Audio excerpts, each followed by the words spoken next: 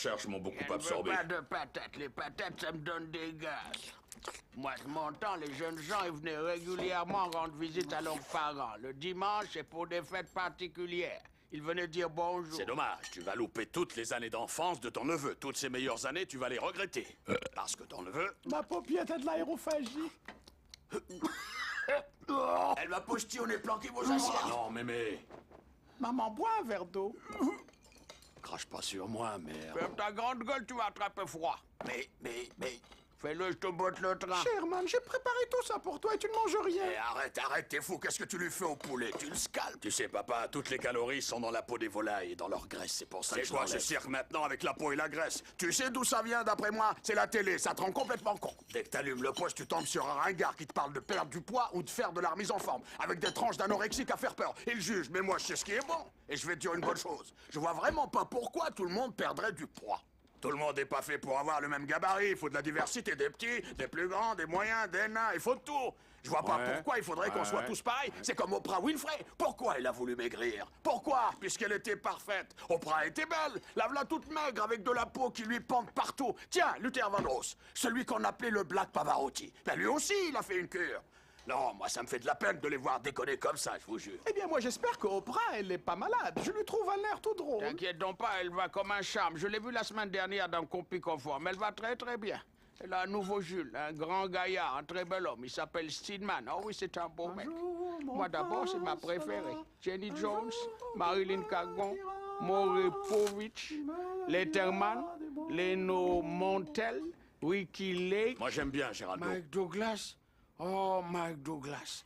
Mike Douglas, il me faisait mouiller ma culotte à chaque fois que je le voyais. J'ai pas honte de le dire, hein, il me faisait mouiller à chaque fois. C'est le seul blanc qui m'a fait mouiller à ce point-là, Mike Douglas. Moi, je suis volontaire pour mettre un terme aux souffrances de cette vieille poule. Clétus, je te défends de parler comme ça de maman. Non, laisse.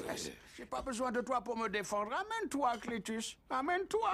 Viens un peu là. Approche un peu. Je suis pourtant pas loin. Il y a 2 pas.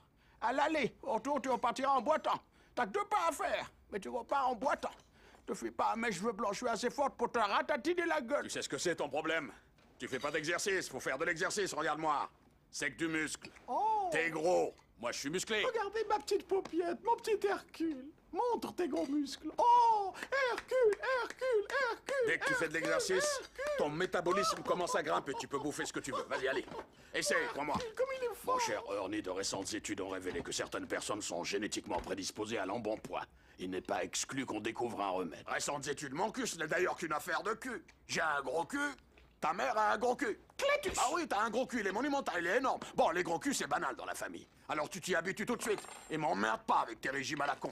Si tu veux, tu peux t'y foutre 2 bouchons, un en haut, un en bas. T'es gros et tu le resteras. Et j'essaie simplement de dire que la recherche scientifique fait sans cesse des découvertes nouvelles. C'est que des découvertes de merde. Quand ton cul tient plus dans ton pantalon, où est-ce que tu vas le mettre?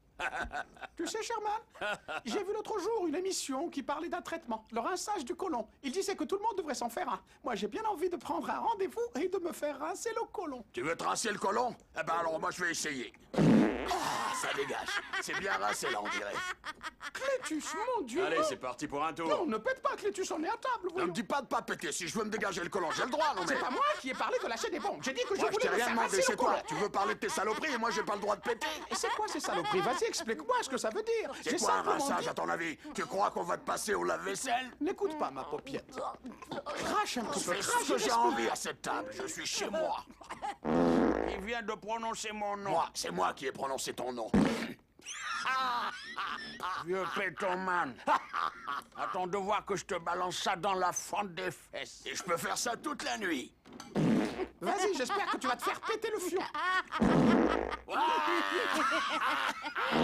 Oh, ma petite paupiette aussi. Voilà, t'es contente maintenant? Je sais que ça se fait pas de se lever en plein repas. Putain, tu fouettes. Va te laver, malpropre. Que non.